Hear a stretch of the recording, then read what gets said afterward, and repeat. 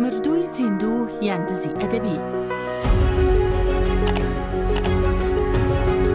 ڕۆمانی مردووی زیندوو یان دزی ئەدەبی نووسینی هێنری تروایە، وەرگێڕانی حەمەکەریم عارف.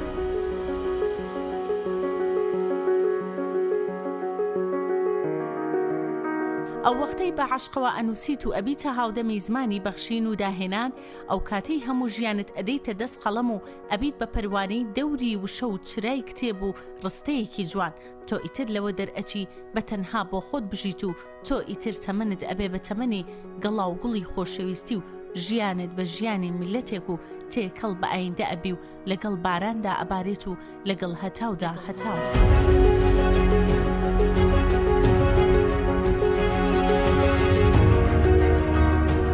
ڕۆمانی مردووی زیندوو یان دزی ئەدەبی یەکێکە لەو داستانە ئەخلاقیە مرۆڤانیانەی هاوتای نییە.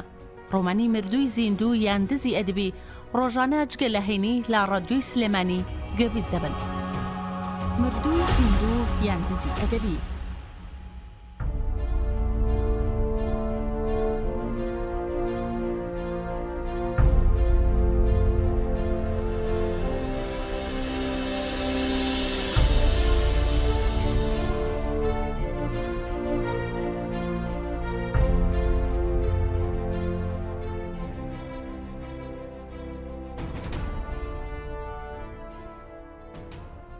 سوزان تازە لە ماڵ دەرکەوت بوو کە کارەکەرەکە لە دەرگای ئۆفیسەکەمی داوتی کچێکی گەنج دەیوێ قسەت لەگەڵدا بکات، ناوێ ناوی خۆی بە من بڵێ، پێی بڵێ با بێتە ژوورەوە. کچەکە ئافرەتێکی باڵابەرز باریکەلە و شوش، ڕەنگ زەرد و چاوشین بوو، جلێکی تەختشینی گوڵسپی لەبەر بوو، جلێکی ساکار و هەژارانە بوو، خاچێکی زەرد بابەرۆکیەوە بوو، دەستکێشێکی سپی لەدەست بوو. لێم پرسی کچەخان بۆ گفتوگۆ هاتوویت؟ دەم و چاوی سوور هەڵگەڕا، بە پەلە و بە نیمچە شەرمێکی ترز ئامێزە و لە بن لێوانەوە وتی نەخێر قوربان، ئەدی ئیمزا و پێشکەشیت دەوێ؟ نەخێر. وێنت دەوێ؟ نا مەمنونم. مجێزم تەواو نەبوو، دەستنووسەکەی شەوی ڕەش لا قەراغ مێزەکە چاوەڕوانی دەکردم، بە دەنگی بەرز وتم ئەدی چی دەوێ؟ زۆر خاکیانەوتی حەزم کرد تۆ بدین و سەبارەت با کتێبەکەت قسەت لەگەڵدا بکەم. کتێبێکی جوانت نووسیوە قوربان، من زۆرم پێخۆشە کە ئەم کتێبە سەرکەوتنی بەدەستێناوە. وەڵامیم دایەوە ئەم ستایشەی تۆ مای دڵخۆشی منە، دەمویست کەمێک شۆخی و سوعبەت بکەم، بەڵام شەرم و شکۆیەکی نادیار دڵی گوشیم. چەی تاین چاوی داخست و بە جۆش و خرۆشەوە لەسەری ڕۆی. قوربان من چاک دەزانم کە بێزارت دەکەم، بەڵام هەر دەبێ وەڵامی پرسیارەکەم بدەیتەوە. کام پرسیارە؟ بۆچی لە کتێبەکەدا چیرۆکی ژیانی منی گێڕاوەتەوە؟ چیرۆکی ژیانی تۆ؟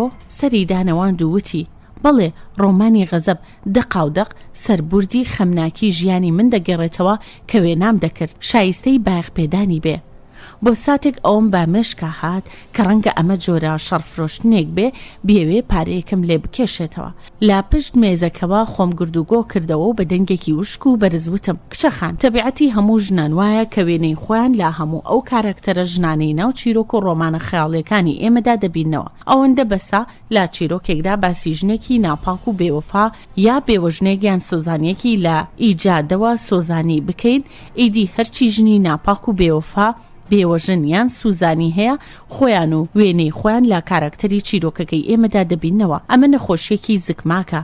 ئێوەی ژن هەموو ئارەزوویەکتان ئەوەیە کە لەلایەن پیاوەوە بایەختان پێ بدرێت، بۆیە زۆرجار ئەم خەیاڵ پڵاوی خۆتان لێ دەبێت بەڕاست و بە حەقیقەتی دەزانن. من هیچ یادوو یادگاریەکەم لەگەڵ تۆدانیە و لە بنی ناتناسم. منیش تۆ ناناسم جەناب. بینیت کەواتە ئەمە تەنیا ڕێکەوتە و هیچی دی. یەکێکا لەو ڕێکەوتانەی لاکار و پیشەکەی ئێمەدا زۆر دووبارە دەبێتەوە.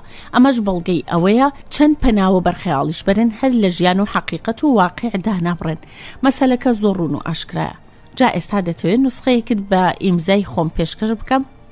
ژنەی چاین سەری نەرەی بادا و بە دەنگێکی ناسکی شەکەت وتی مەمنونم قوربان، بەڵام من بۆ شتیوان نەهاتووم. ترس و تووڕێی لە زگ بوو، باڵی بەسرمدا دەکێشا، دەستەکانم خاچ ئاسا لەسەر سنگم تێک ئاڵاند و بۆڵاندم. کچەخان من دەزانم تۆ چ ئۆینێکت لەژێر سەردایە، دەتەوێت باجی بێدەنگبوونی خۆتم لێ بسەنی، لە حەقی بێدەنگبوونی خۆتا هەندێک پارەم لێ بکێشیتەوە، گویا من لە ڕیسوایی و ئابڕوچوون دەترسم، جا لەم حاڵەتەدا خانم. ژنەی نەناز بە سەرسامی و کەسەرەوە تەماشای دەکردم. سەیری کرد 2 دڵۆ فرمێسکی گەژ لە بەردەرگای چاوەشینەکانی دەلەرزین بە دەنگێکی شەکەت وتی قوربان ئایا من لە دەست دەچم؟ من هیچ هەڕەشەیەک لە سۆ ناکەم، داوای هیچ قەربوویەکت لێ ناکەم، تەنیا تکای ئەوەت لێ دەکەم پێم بڵێ تۆ کە من ناناسیت بۆچی چیرۆکی ژیانی منت کردووە بە کەرەستە و بابەتی ڕۆمانەکەت، بۆچی ئەم ڕازی منت با هەموو دنیادا بڵاو کردوتەوە، تۆ کە من ناناسیت بۆچی بەم جۆرە ئازارت داوم. بە توندی مستێکم بە مێزەکەدا کێشاوتم، بەڵام من دووبارەی دەکەمەوە کە هەنگێ قسەکەی پێبڕێم وتی ناوی کاراکتەرە ژنەکەی غەزەب چییە؟ نیکل دومینی. لەکوێدا دەنیشێت؟ بلۆکی 11 شەقامی فوبورگ گەڕەکی پواسونیر. کاری چییە؟ خەیاتی جلی ژێرەوەیە. کەی لەدایک بووە؟ لە 2 ساڵی جەنگدا، یعنی لە ساڵی 1970دا. بابی کە لە دوای چاوبوونی مۆڵەتەکەی بۆ بەری شەڕ دەگەڕێتەوە دەکوشتێت. من دیمەنێکی جوانم لەو بارەیەوە نووسیوە، سەرڕێژە لە نائومێدی و گبری و شکۆ. بەڵێ دیمەنێکی جوانە، زۆربەی خەڵکی ئەم دیمەنەیان زۆر بەدڵە. دەتەوێت دۆکۆمنتێک و بەڵگەنامەکانی من بدینی جەناب؟ پاسپۆرتێکی لە نایلۆن گیراوی بۆ درێژ کردم و بە دەنگێکی نزم خوێندمەوە. نیکل دومینی لە دایک بووی حەڤەیەکی 1970 پیشە خەیاتی جلی ژێرەوە. ئەدرەس بلۆکی 11 شەقامی فوبورگ گەڕەکی پواسونیر. خەتەکان لەبەر چاوە ئەبڵەقەکانم تێکەڵ دەبوون و یەکتریان دەبڕی. دڵم بە توندی و بە دەنگی بەرز لی دەدا. کەواتە نیکل دومینی بەڕاستی هەبوو. دیارە گالار ناسیوێتی و لەوەیە خۆشیشی ویست بێت. گالار لە ڕۆمانەکەیدا باسی کردبوو چونکە بەتەمان نەبووە غەزەب بڵاو بکاتەوە، بۆیە ناوەکەی نەگۆڕی بوو. ئەم ئاشکرابوونا قەڵەمی دەست و پێمی شکاند و ورم بەجارێ ڕووخا. متمانم بە خۆم نەما، لە ترسی ڕیسوابوونم حاڵم بێحاڵ بوو. ئایا ئەگەری ئەوە هەبوو گالار ئەم ڕۆمانەی پیشانی نیکڵدا بێ؟ ئایا ئەگەری ئەوە هەبوو لەم بارەیەوە تەنیا قسەی لەگەڵ کردبێ؟ ئەمە بە تەنیا بەس بوو کە نیکڵ بتوانێ ئەم نهێنی من لە شاپەمەنیاندا لا قاو بدات. لەم حاڵەدا هەرچی ئومێدم هەبوو هەرەسی هێنا، هەرچی شۆرەت و سەروەت و سامانم هەبوو بەبا دەچوو. تەوس و توانجی ڕۆژنامەکانم هێنایە بەرچاوی خەیاڵی خۆم. بێسکاڵیەکانی بواسیر، خۆشی و شادی پاولوشۆ، باوکم دوای ئەم ڕسوایی و ئابڕوچوونە نەدەژیا دەمرد. خۆم بەسەر کورسیەکەدادا بە حاڵێکی بێحاڵەوە بەدەمە لاڵەکەوە وتم من تێناگەم. کچەکەوتی منیش تێناگەم. جارێکی دی دەیڵێمەوە ئەمە تەنیا و تەنیا ڕێکەوتە.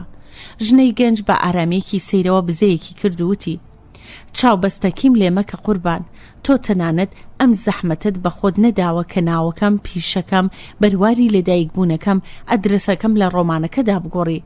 تەماشای ئەم جلە بکە کە لە بەرمدایە. ئەمە جلێکی کۆنا، هەمان ئەو جلە تەختشینە گوڵسپێیە کە نیکل دومینی قارەمانی ڕۆمانەکەی تۆ لەبەری کردبوو. جلی شینی ئەدی ڕوخسار و دەموشاوم. ئایا دەقا و دەق ڕوخساری نیکڵەکەی لە مەڕتۆنیە؟ لە جێی خۆم ڕاپەڕیم. ڕاست بوو ئەم ژنە گەنجە دەقا و دەق هەمان ئەو شێوە ڕوخسارە بوو کە من لە میانی نووسینەکانی گالارەوە وێنام کردبوو. ڕەنکاڵ و گەژ وەکو ویژدانی پاک و ئارام. دەتگوت کتێبەکەی من بوونی بەو بەخشی بوو ئەو بە پێست و گۆشتەوە بە دەنگ و جلەوە لە نێو دێڕە چاپکراوەکانی هەمان کتێبەوە هاتبووە دەرەوە.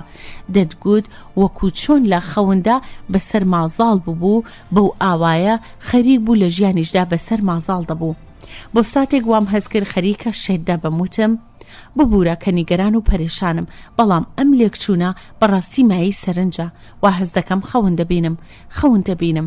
نا خەون نابینی. من باوەڕم وایە کە تۆ ڕاستگویت.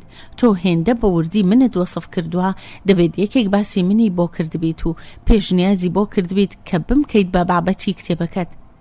ئەو پرسیارە وەخۆی هێنامە و لە خەیاڵات دەری هێنام و بە توندی وتم هیچ کەسێک باسی تۆی بۆ نەکردوم و ئیلهامی ئەم کتێبەش لە هیچ کەسێکەوە وەرنەگیراوە. بیستومە گوایە تۆ بێوەژنەکەی جۆرج گالارت خواستووە. هەستم کرد دڵم لە جێی خۆی هەڵدەکەندرێ، دەکەوێتە ناو سنگمەوە. بە دەنگێکی بێحاڵەوە و لە بن لێوانەوە وتم دروستە، بەڵام هیچ پەیوەندێک لە نێوان ئەم دوو بابەتەدا نابینم. دکتۆر گالار دوای سینە پاڵوەکەی من بۆ ماوەی چەند هەفتەیەک سەرپەرشتی و چاودێری دەکردم. کەسێکی زۆر میهرەبان بوو، زۆریش خەمبار بوو. هەر من دەمزانی چیەتی.